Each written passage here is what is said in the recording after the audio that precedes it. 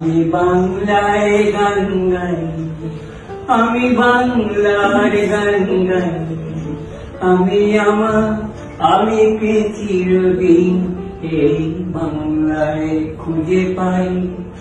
নিজের লেখা ও সুর করা এই গান গেয়ে দুই বাংলায় তুমুল জনপ্রিয়তা পেয়েছিলেন গণমানুষের সঙ্গীত শিল্পী প্রতুল মুখোপাধ্যায়। বাদ্যযন্ত্র ছাড়া নিজস্ব ঘরানার গান গেয়ে দেশপ্রেমিক কোটি মানুষের অন্তর স্পর্শ করেছিলেন তিনি। শুধু শিল্পী বা মানবিক মানুষ হিসেবে নয়, একজন সংগ্রামী মানুষ হিসেবেও তিনি চিরদিন বেঁচে থাকবেন রাজনীতি সচেতন মানুষের মনে। পৃথিবীর মায়া ত্যাগ করে বরেণ্য এই গীতিকার, সুরকার ও সঙ্গীত শিল্পী অনন্ত লোকে পাড়ি জমিয়েছেন। 83 বছর বয়সে এই সঙ্গীত শিল্পী মৃত্যুর আগে গুরুতর অসুস্থ হয়ে কলকাতার SKSM হাসপাতালে ICUতে চিকিৎসাধীন ছিলেন। প্রতুলের মৃত্যুর বিষয়টি ভারতীয় সংবাদ মাধ্যম জি24 ঘন্টা নিশ্চিত করেছে। বছরের শুরুতেই জানা গিয়েছিল গুরুতর অসুস্থ হয়ে SSKM হাসপাতালে ভর্তির পর প্রতুলকে পরীক্ষা করে দেখেন স্নায়ু এবং নাক কান গলার বিশেষজ্ঞরা।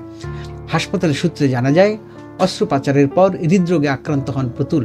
এরপর শারীরিক অবস্থার দ্রুত অবনতি হতে থাকে, সঙ্গে আবার অ্যান্টিবায়োটিক প্রতিরোধী সংক্রমণ ও নিউমোনিয়া।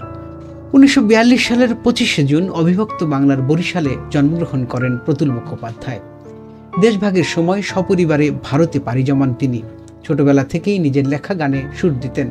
তার অনেক সৃষ্টির মধ্যে আমি বাংলার গান গাই বিশেষভাবে সমাদৃত। গানটি 2011 সালের মার্চে প্রকাশিত হয়।